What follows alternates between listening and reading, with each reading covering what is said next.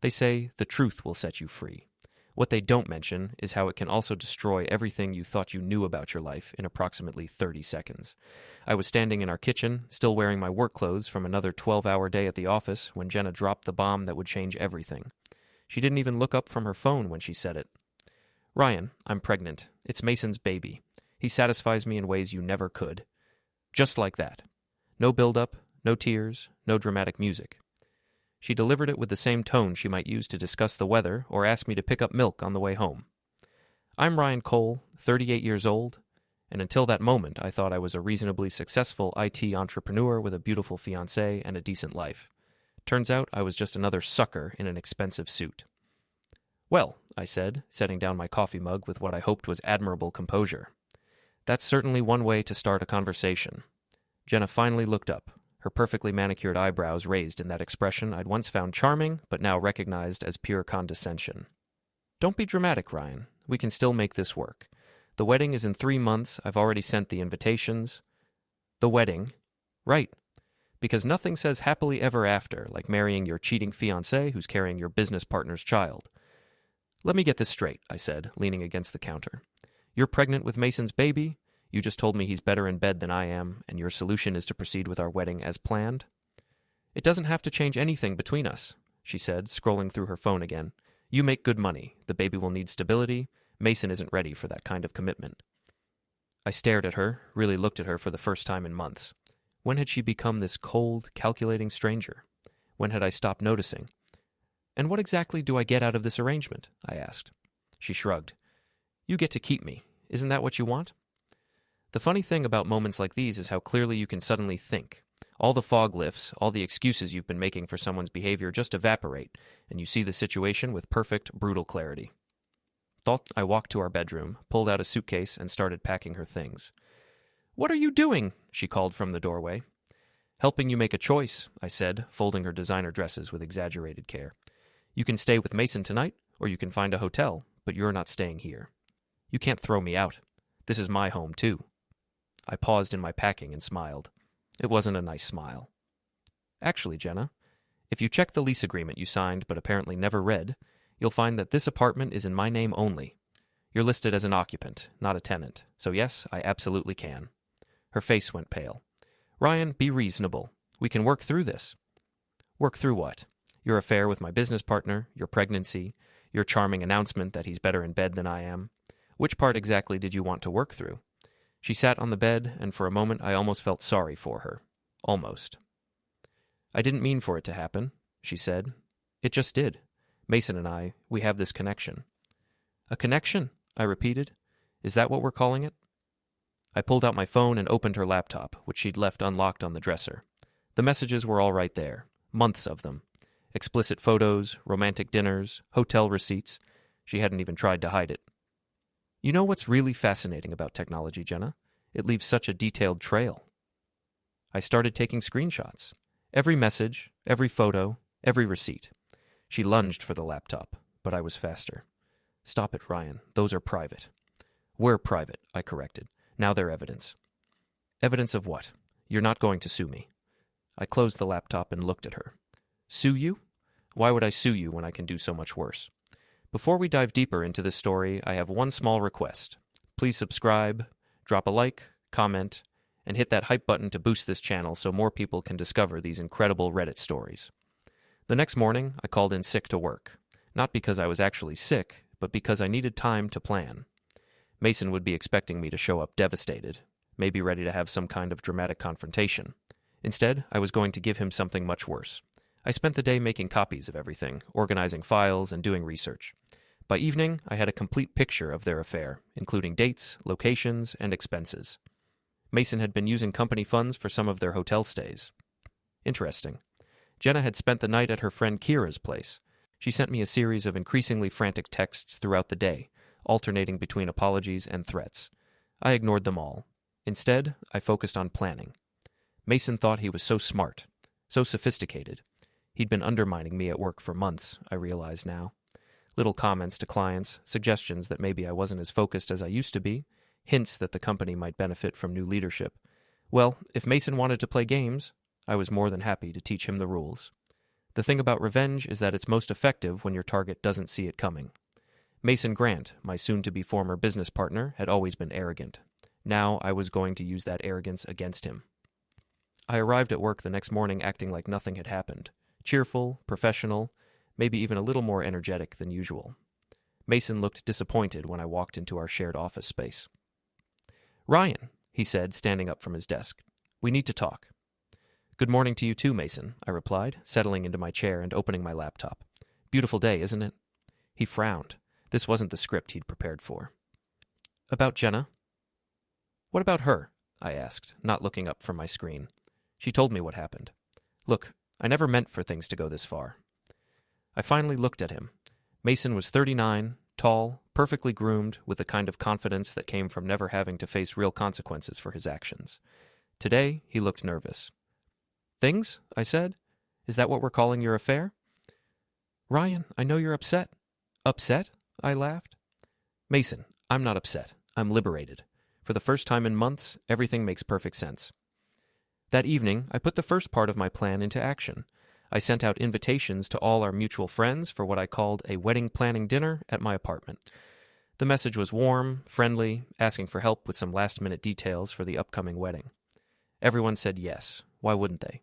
Free food, drinks, and the chance to be involved in what they thought was a happy occasion. Jenna showed up with Kira and her other friend Lila. She looked surprised to see me acting so normal, so cheerful. Mason arrived with Tony, his longtime friend who'd always treated me like an outsider. "This is so sweet of you to organize," Lila gushed, accepting a glass of wine. "Most grooms don't get this involved in the planning." "Well," I said, "I believe in being thorough." We spent the first hour discussing flowers, music, and seating arrangements. Jenna kept shooting me confused looks, clearly wondering what my angle was. Mason seemed relaxed, probably thinking he'd dodged a bullet. Then I stood up and cleared my throat. "Before we go any further with the planning," I said, "I think everyone should know that the wedding is off." The room went quiet. Kira set down her wine glass. Tony stopped mid-bite of his appetizer. "Ryan," Jenna said quietly, "what are you doing?" "I'm being honest with our friends," I replied, "something I apparently should have expected from you." I walked to my laptop and connected it to the TV screen. I thought everyone might be interested in seeing why we won't be needing those wedding plans after all. The first image that appeared was a screenshot of a text message from Jenna to Mason. "Can't wait to feel you inside me again. Ryan's working late. Come over." Lila gasped. Kira's mouth fell open. Tony looked like he wanted to disappear into the couch. "Ryan, stop!" Jenna said, standing up. "Oh, we're just getting started," I said, clicking to the next image. A photo Mason had sent to Jenna, showing him in a hotel room with the message, "Thinking of you, beautiful. Can't wait to make you mine completely." "This is private," Mason said, finally finding his voice. "Was private," I corrected. Amazing how careless people get with technology when they think they're not going to get caught. The next image was a hotel receipt. Mason had charged it to the company credit card. "Interesting choice of venue," I said conversationally. "The Marriott downtown. Company expense account, Mason? I'm sure the board will find that fascinating." Mason's face had gone white. "You can't use those in any legal proceeding. They were obtained without consent." "Legal proceeding?" I laughed. "Who said anything about legal proceedings? This is just friends sharing information." I clicked through more messages, more photos, more receipts. The timeline was clear: months of deception, planning, and betrayal. But the final image was the one that really hit home. It was a message from Mason to Jenna. "Once we get rid of Ryan, we'll have everything. The company, the money, the life we deserve. He's too weak to fight back." The room was completely silent now. Even Tony was staring at Mason with disgust. "So," I said, turning off the display, "as you can see, we won't be needing those wedding plans. But thank you all for coming. It's been very educational to see who my real friends are." Kira and Lila left immediately, muttering apologies and avoiding eye contact with Jenna. Tony followed them out, shaking his head at Mason. "You planned this," Jenna accused once we were alone with Mason. I documented it," I corrected. "You two planned it. I just made sure everyone knew about it." Mason stood up, his composure finally cracking. "You think you're so smart, Ryan? You have no idea what you've just done. I have connections in this industry. I can destroy your reputation with a few phone calls." "Really?" I said. "Because I was thinking the same thing about you." The next morning, I arrived at work early and called an emergency board meeting. Our company, Cole Grant Technologies, had 5 board members, including Mason and myself. The other 3 were investors who'd helped us get started 5 years ago. I presented them with a detailed report of Mason's misuse of company funds, including the hotel charges, expensive dinners, and even a weekend trip to Vegas that he'd claimed was a client meeting but was actually a romantic getaway with Jenna. This is a violation of his fiduciary duty, I explained to the board. He's been using company resources for personal expenses while simultaneously planning to push me out of my own business. Mason tried to defend himself, but the evidence was overwhelming. By the end of the meeting, he'd been suspended pending a full investigation, and I'd been granted temporary sole control of the company. "This isn't over, Ryan," he said, as security escorted him out of the building. "You have no idea who you're messing with." Actually, I had a pretty good idea, and I was just getting started. The beautiful thing about destroying someone's life is that once you get the momentum going, it starts to feed on itself. People love drama, especially when it involves someone they never really liked in the first place. Within 24 hours of Mason's suspension, the story had spread through our entire industry. Tech communities are surprisingly small, and gossip travels fast. By Wednesday morning, I was getting calls from competitors asking if I needed help with client transitions, and from headhunters wondering if Mason was available for new opportunities. "Not exactly," I told the headhunters, "but I'm sure he'll be looking soon." Jenna had been staying with Kira, but according to my sources, and yes, I had sources now, that arrangement was getting strained. Kira was getting tired of the drama, and Jenna's constant complaints about how unfairly she was being treated. On Thursday morning, I decided it was time to expand my campaign beyond our immediate social circle. I drove to Jenna's parents' house in the suburbs. The Hayes family had always liked me, or at least they'd pretended to. Jenna's father, Robert, was a retired police officer who valued honesty and loyalty above almost everything else. Her mother, Patricia, was a devout Catholic who'd been looking forward to our wedding for months. "Ryan!" Patricia exclaimed when she opened the door. "What a lovely surprise. Come in, come in. I was just making coffee." "Thank you, Mrs. Hayes," I said, accepting her hug. "I was hoping we could talk. All of us." "Of course, dear. Robert, Ryan's here." We sat in their comfortable living room, the same room where I'd asked for Jenna's hand in marriage 8 months ago. The irony wasn't lost on me. "I'm afraid I have some difficult news about the wedding," I began. Patricia's face fell. "Oh, no. Don't tell me you're having second thoughts. You two are so perfect together." "It's not second thoughts, exactly," I said. "It's more like new information." I pulled out my phone and showed them the same evidence I'd shared with our friends. The reaction was immediate and devastating. Patricia started crying. Robert's face turned red with anger, but not at me. At his daughter. "That little—" Robert caught himself before finishing the sentence. "I'm so sorry, Ryan. I had no idea she was capable of this." "There's more," I said gently. "She's pregnant. The baby isn't mine." Patricia's crying intensified. Robert stood up and started pacing. "Who's the father?" he demanded. "My business partner. Former business partner." "The one who was planning to push you out of your own company?" I nodded. Robert sat back down heavily. "What can we do? How can we make this right?" "You can't," I said, "but I wanted you to hear it from me before you heard it from someone else." I left them with copies of the evidence and drove back to the city. Part 2 of my plan was already in motion. That afternoon, I had lunch with Paul Morrison, my oldest friend and a former police detective who now worked as a private investigator.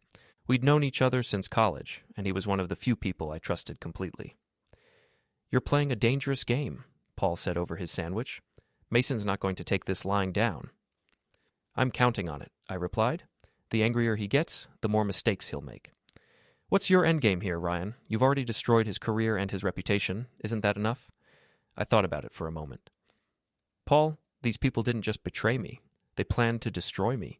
They were going to take my company, my money, my life, and they were laughing about it the whole time. So no, it's not enough." That evening, I got a call from Jenna. She was crying, which was a new development. "My parents won't even talk to me," she sobbed. "My mother hung up on me. My father said I'm not welcome in their house until I make things right, whatever that means." "I'm sorry to hear that," I said, though I wasn't sorry at all. "Ryan, please, we can fix this. I'll leave Mason. We can work through this together." "Work through what, Jenna? Your affair, your pregnancy, your plan to steal my company?" "I never wanted to hurt you. Mason convinced me that you didn't really love me, that you were just going through the motions." "And you believed him?" "He can be very persuasive." "Yes," I said. "I've noticed that about him." There was a long pause. What do you want from me, Ryan? What will it take to end this? I want you to understand something, Jenna. This isn't about what I want anymore. You and Mason set something in motion when you decided to betray me. Now you get to live with the consequences. You're being cruel. I'm being thorough. The next morning, I implemented the final phase of my social warfare campaign. I sent a detailed email to every client, vendor, and business contact Mason and I had shared over the past 5 years. The message was professional, factual, and devastating. It explained that Mason Grant was no longer associated with Cole Grant Technologies due to violations of his fiduciary duty, including misuse of company funds and breach of contract. It assured them that all existing projects would continue under my sole leadership and that the company's commitment to excellence remained unchanged. I also included a brief note about my personal situation. Some of you may hear rumors about changes in my personal life. I want you to know that Jenna Hayes and I are no longer engaged, and she has no authority to speak on behalf of the company or access any confidential information. The response was immediate and overwhelmingly supportive. Clients called to express their confidence in my leadership. Vendors offered their continued partnership. Several competitors reached out to congratulate me on cleaning house. By noon, Mason was calling me. "You bastard," he said without preamble. "You've destroyed everything." "Everything you tried to steal from me," I corrected. "There's a difference." "This isn't over, Ryan. I have friends in this industry. I have connections you don't even know about." "Had," I said. Past tense, because I'm betting those friends and connections are a lot less interested in helping you now that everyone knows what kind of person you really are. You think you're so smart, but you have no idea what you've started. I'm going to make you pay for this. "Looking forward to it," I said, and hung up. That afternoon, I got a call from building security. Mason had tried to enter our office building and had been turned away.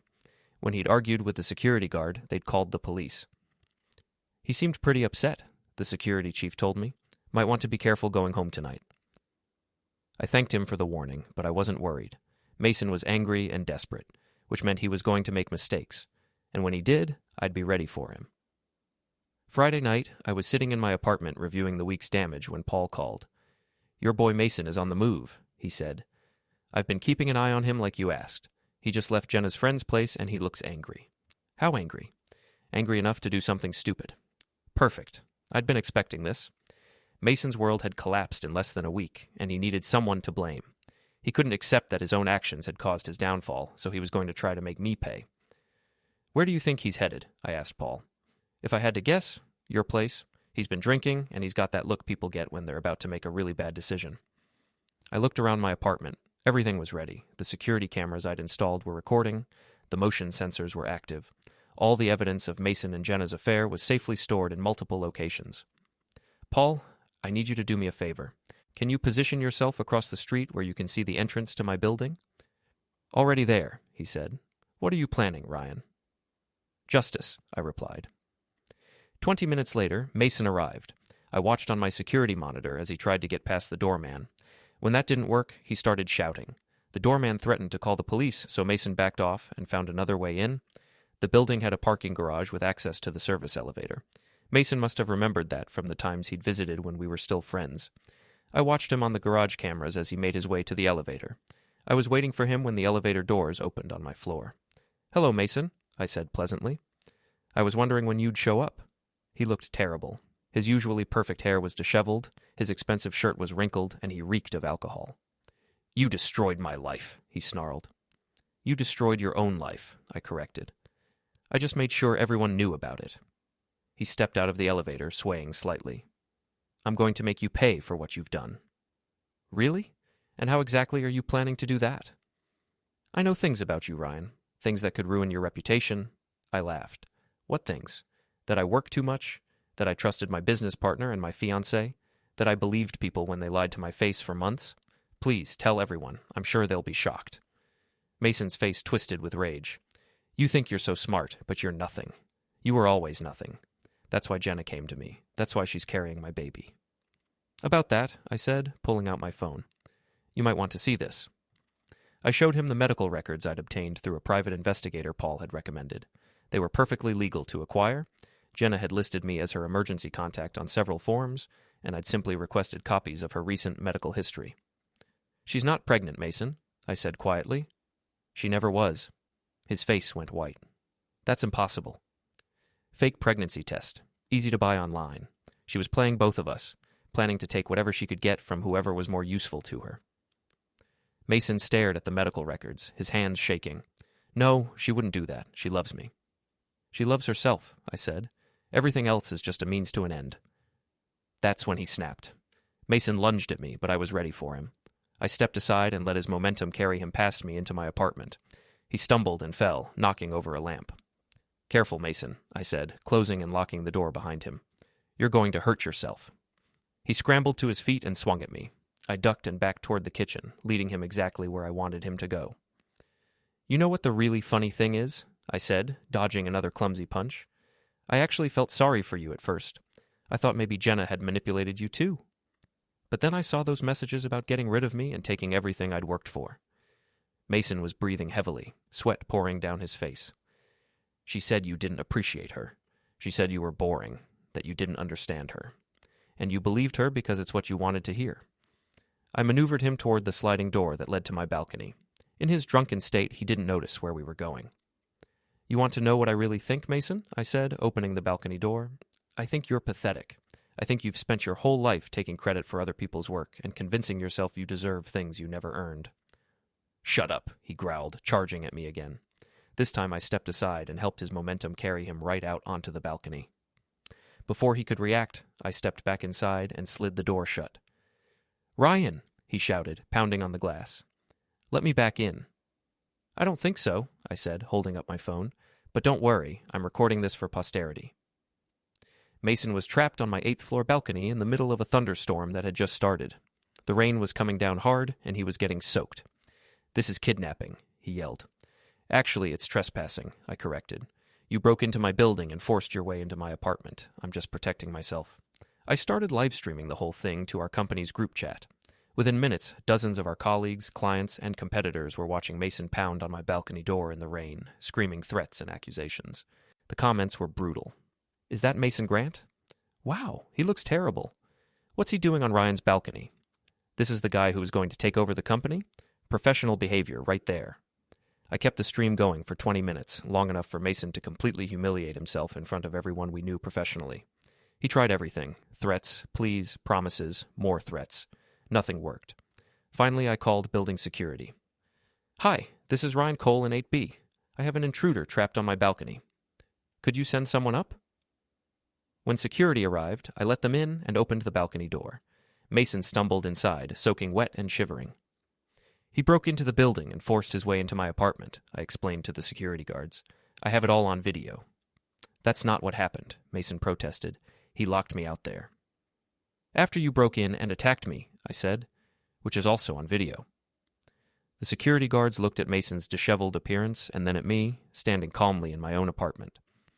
Sir, we're going to have to ask you to leave the building, one of them said to Mason, and you're banned from the premises effective immediately. As they escorted Mason out, he turned back to me. This isn't over, Ryan. Yes, I said, it is. But I was wrong. It wasn't over. It was about to get much worse for Mason and Jenna, because they were about to make the biggest mistake of all. The live stream of Mason's balcony meltdown went viral in our industry. By Monday morning, it had been shared, commented on, and mocked by thousands of people. Someone had even made it into a meme with the caption, "When you try to steal your partner's company but end up stealing the spotlight instead." Mason's professional reputation was completely destroyed. No one would hire him after seeing that display. But more importantly, the incident had revealed something I hadn't expected. Jenna's reaction. Instead of being concerned about Mason's obviously deteriorating mental state, she was furious that he'd made her look bad by association. According to my sources, and by now I had sources everywhere, she'd spent the weekend distancing herself from him and trying to convince people that she'd been manipulated by both of us. She's telling everyone that you and Mason planned the whole thing to fight over her, Paul reported over coffee Tuesday morning. Says she's the real victim here. Interesting strategy, I said. How's that working out for her? Not well. People saw the evidence you presented. They know she was cheating on you for months. Hard to play the victim when there's a paper trail. That afternoon, I got a call from Jenna. She sounded different, calmer, more calculating. Ryan, I think we need to meet, she said. There are things you don't know about Mason, things that might change how you see this whole situation. Such as? Not over the phone? Can you meet me for dinner tonight? Somewhere public. I agreed to meet her at a restaurant downtown. I was curious to see what new angle she was planning to try. She arrived looking perfectly put together, as always. Her hair was styled, her makeup was flawless, and she was wearing a dress I'd bought her for her birthday. "Thank you for meeting me," she said, sitting across from me in the booth. "This should be interesting," I replied. She leaned forward, her expression earnest. "Ryan, I need you to know that I never wanted any of this to happen. Mason manipulated me. He convinced me that you didn't really love me, that you were planning to leave me anyway." "And you believed him?" "He was very convincing. He showed me emails that he claimed were from you, talking about how you were getting tired of our relationship. He said you were already looking at other women." I studied her face. She was lying, but she was good at it. If I hadn't seen the evidence of their months-long affair, I might have almost believed her. "What emails?" I asked. "He deleted them after I confronted you. Said it was better if I didn't have them anymore." "How convenient." She reached across the table and touched my hand. "Ryan, I know I hurt you. I know I made terrible mistakes. But Mason was manipulating both of us. He wanted to destroy our relationship so he could take over the company and have me for himself." "And the pregnancy?" Her eyes filled with tears. "I was so confused, so scared. When I missed my period, I panicked. Mason convinced me to take a pregnancy test, and when it came back positive, he said it had to be his because we'd been together more recently." The tears were a nice touch, but I'd done my homework. "Jenna," I said gently, "I know about the fake pregnancy test." Her face went pale. "What?" "I know you were never pregnant. I have your medical records. I know you bought a fake positive pregnancy test online 3 weeks before you told me you were pregnant." She stared at me, her mouth opening and closing like a fish out of water. "I also know that you and Mason have been planning this for months. I have records of your hotel stays, your dinners, your shopping trips. I have text messages where you discuss how to push me out of the company and take control of my assets." Jenna sat back in her chair, the tears drying up immediately. "So," I continued, "would you like to try a different story, or are we done here?" For a moment, she just stared at me. Then something changed in her expression. The fake vulnerability disappeared, replaced by cold calculation. "You think you're so smart," she said quietly. "You think you've won." "Haven't I?" She smiled, but it wasn't a pleasant expression. "You have no idea what you've started, Ryan. You think Mason is your biggest problem? You're wrong." "Really? What's my biggest problem, then?" "Me," she said simply. "Because unlike Mason, I don't lose control when I'm angry. I get even." She stood up and walked away, leaving me with the check and a very clear understanding that this wasn't over. The next morning, I arrived at work to find my office had been broken into. Nothing was stolen, but my files had been searched and my computer had been accessed. Building security had no record of anyone entering after hours. I called Paul immediately. She had a key, I realized. Jenna still has a key to the building from when she used to visit me at work. What was she looking for? I don't know, but whatever it was, she didn't find it. Everything important is stored off-site. That afternoon, I got a call from my lawyer. Jenna had filed a complaint with the police, claiming that I had been stalking and harassing her. She'd also filed a restraining order request, claiming that I was dangerous and unstable. "It's not going to stick," my lawyer assured me. "You have too much evidence of her misconduct. But it's going to be a hassle to deal with." "She's trying to control the narrative," I realized. "Make me look like the aggressor." "That would be my guess?" "Be careful, Ryan. She's playing a different game now."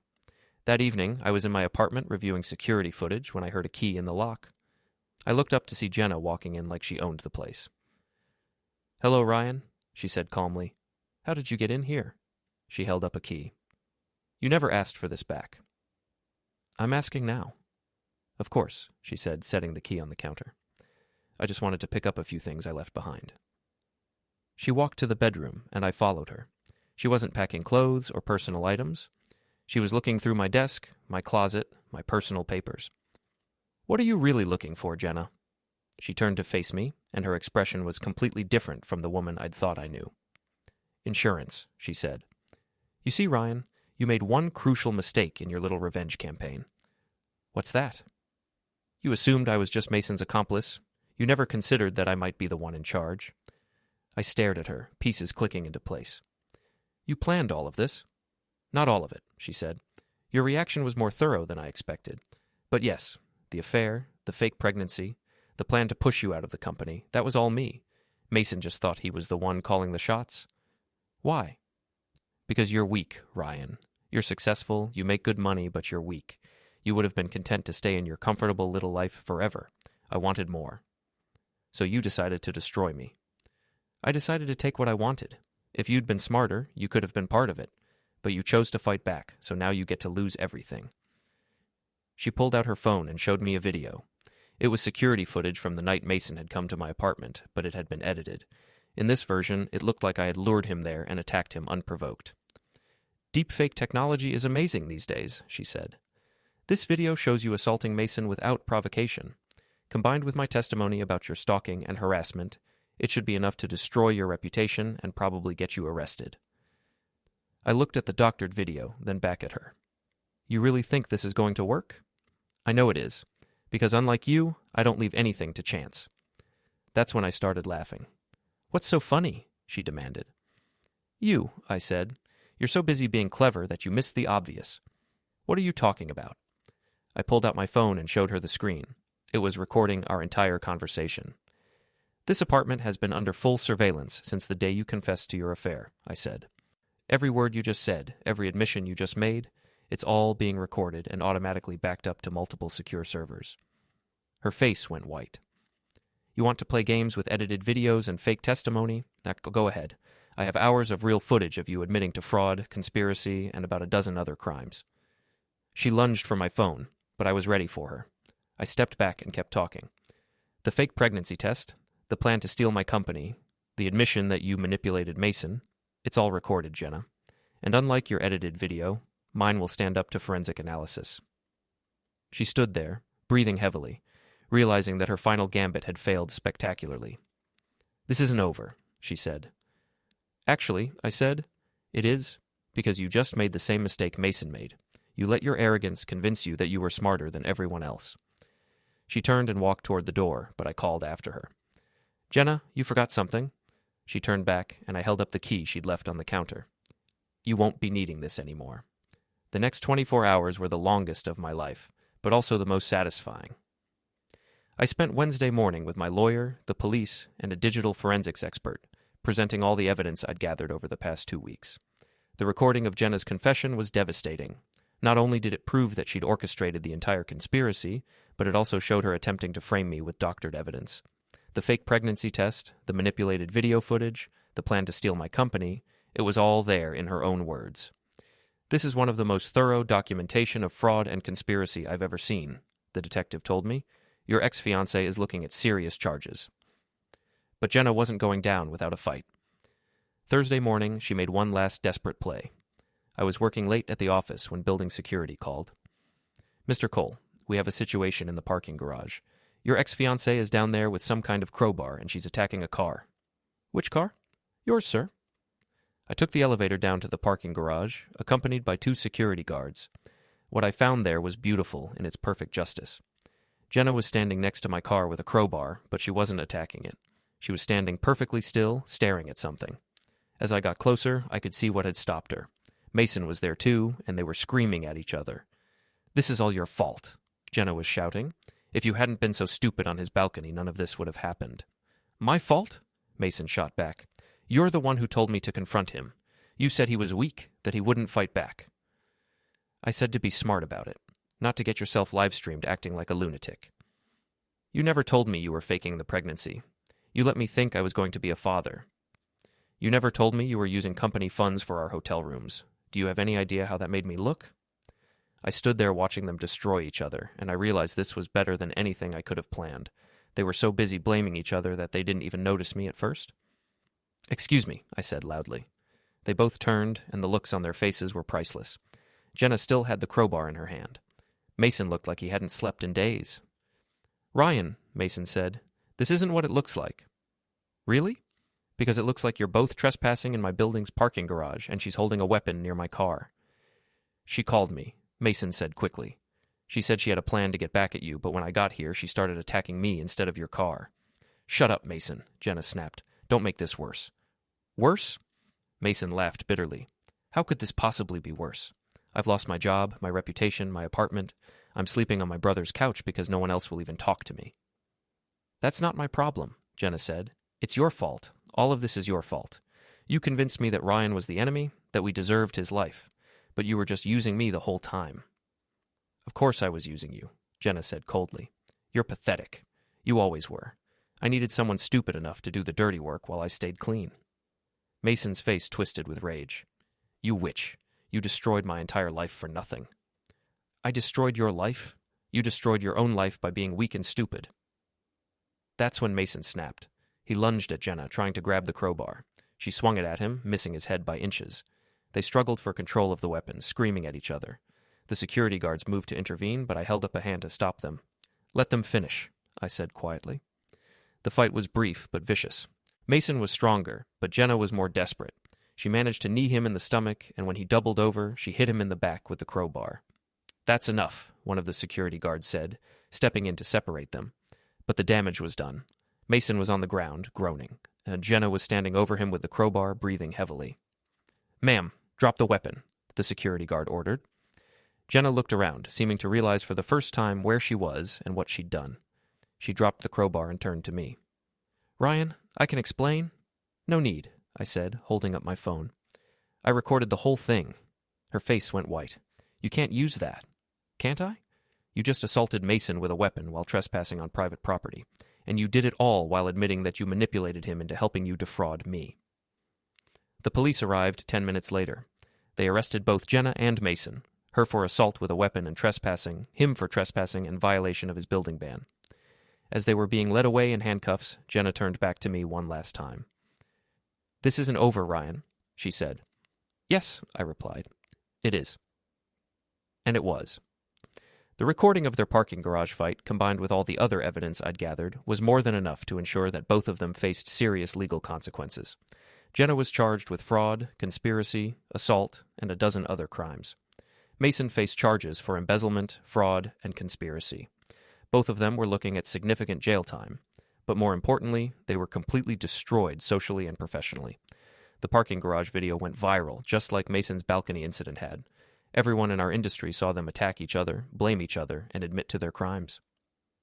6 months later, I was sitting in my office, now renamed Cole Technologies, reading the news that Jenna had been sentenced to 3 years in prison and Mason to 5 years. Neither of them would ever work in our industry again. My phone rang. It was Paul. Saw the news, he said. How does it feel to have it all wrapped up? I looked out the window at the city below, thinking about everything that had happened. Like justice, I said. Finally.